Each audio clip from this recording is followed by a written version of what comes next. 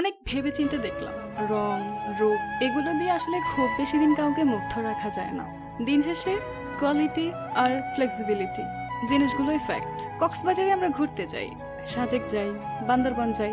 যারা লাক্সারি রিসোর্টে থাকি তারা সমুদ্রে পা ভেজাই, পাহাড়ে চোখ জুড়াই। কিন্তু এই অসীম সৌন্দর্য 4 কিংবা 5 দিনই ভালো লাগে। সাগরের পাড়ে অনেক দিন থাকলে সাগরকেও একসময় নর্দমা মনে হয়।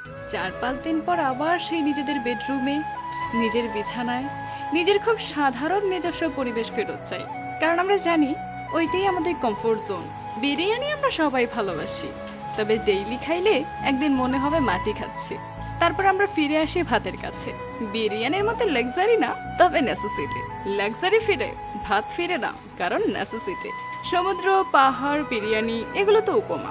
আসল কথা হলো যার কাছে যার শান্তি মিলে তার কাছে যুগের পর যুগ থাকা যায়।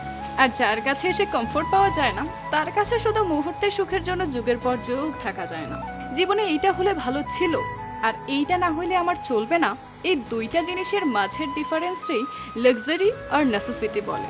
কোনো উঁচা লম্বা ফর্সা মেয়ে কিংবা ছেলের রূপে মুগ্ধ হলাম, এক বিছানায় কিছুদিন শোয়ার পর যখন দেখবো কথা বলে আরাম পাচ্ছি না, তখন মুগ্ধতা কেটে যাবে।